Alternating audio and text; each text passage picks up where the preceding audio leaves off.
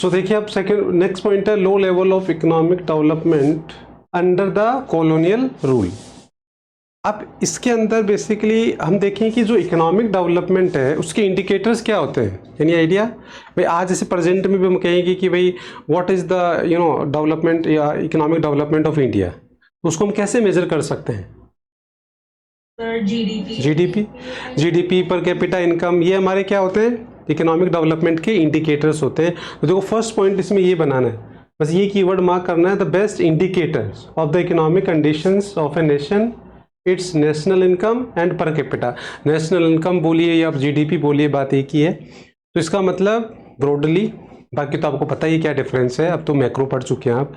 तो यहाँ आपको फर्स्ट कीवर्ड क्या बताना, इंडिकेटर। अब इसमें थोड़ा सा और डिटेल में आप लिखना चाहो तो जीडीपी का मीनिंग लिख दो, पर कैपिटा का मीनिंग लिख दो, और इंडिकेटर्स आपको बताना है। तो फर्स्ट पॉइंट क्लियर है क्या, कीवर्ड्स इन इंडिकेटर, ठीक है। सेकंड पॉइंट का जो कीवर्ड्स है वो है नो सिस्टमेटिक, ये नो सिस्टमेटिक, ये मार्क कर लेना आप।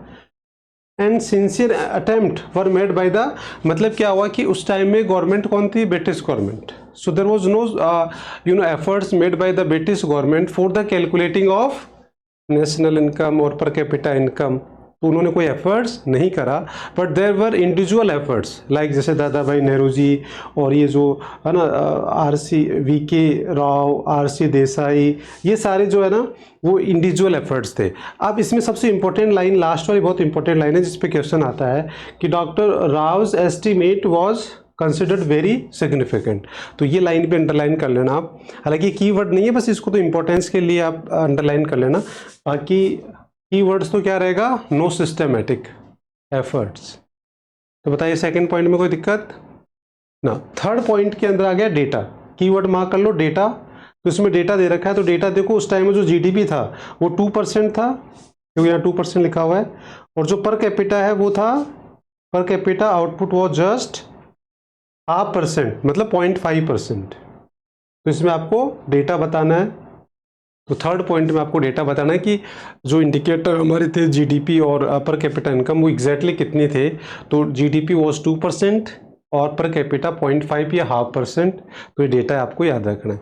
तो आप बताइए कि अगर एग्जाम में एक शॉर्ट नोट्स आ जाए आपके लिए, शॉर्ट नोट्स क्या आ जाए कि explain the low level of economic development during the British rule, या write a short notes on this. तो आपको 3 पॉइंट लिखने हैं, और अब 3 पॉइंट में आपको बस 3 वर्ड याद रखने हैं। बताओ कौन कौन से। फर्स्ट इंडिकेटर, नहीं बस वर्ड आपको तो एक ही वर्ड बताना। अरे भाई कीवर्ड्स का मतलब जो मैं बताया वही, बाकी उसकी डिटेल तो बात की बात है ना, पहले तो हम कीवर्ड की बात करें। तो 3 कीवर्ड्स क्या याद रखना, indicator, then no systematic efforts, ठीक है, और डेटा। बस 3 वर्ड आपको याद रखने। अब क्या होगा, इसको आपने अभी समझ लिया, आप रीडिंग लगाओगे, फिर बाद में रीडिंग लगाओगे, तो ये क्या होगा, चलता रहेगा ये। तो ये तो रीडिंग लगाने से आप क्या, इसका डिटेल तो आपकी याद होती रहेगी और आप अपनी लैंग्वेज में भी लिख लोगे। तो ये तो कोई टेंशन वाली बात नहीं। मेन तो ये है कि आपको देखो कीवर्ड्स का कमाल क्या होता है कि कीवर्ड्स अगर आप मार्क लिख लोगे, मार्क कर लोगे, तो जब भी इस पर कोई क्वेश्चन आएगा, इसको शॉर्ट नोट्स लिखना होगा, तो आप उन कीवर्ड से क्या होगा, पूरा कवर कर लोगे, मतलब कुछ भी छूटेगा नहीं उसमें। अदरवाइज क्या होता है कि हम पढ़ते हैं, सब कुछ करते हैं, याद करते हैं, जब लिखते हैं ना तो कोई ना कोई इंपॉर्टेंट पॉइंट मिस हो ही जाता है, और उसी वजह से हमारे हाफ मार्क्स कटना स्टार्ट होता है। और फिर वो करते करते आप देखते हो हाफ मार्क्स कट गए तो हम कहाँ जाएंगे। तो हमारी लड़ाई तो बस केवल हाफ मार्क्स की कि हाफ मार्क्स भी नहीं कटे। तो इसलिए कीवर्ड एक तो याद करने में भी ईजी रहता है, और दूसरा क्या रहता है, आपके मार्क्स भी नहीं कटेगा, आपका आंसर क्या रहेगा, कंप्लीट, क्योंकि कुछ भी उसमें मिस आउट नहीं होगा। कीवर्ड से आप सब कुछ उसमें कवर कर लेंगे। क्लियर है? तो आई होप ये पॉइंट क्लियर हो गया। इसमें कोई डाउट है क्या? सर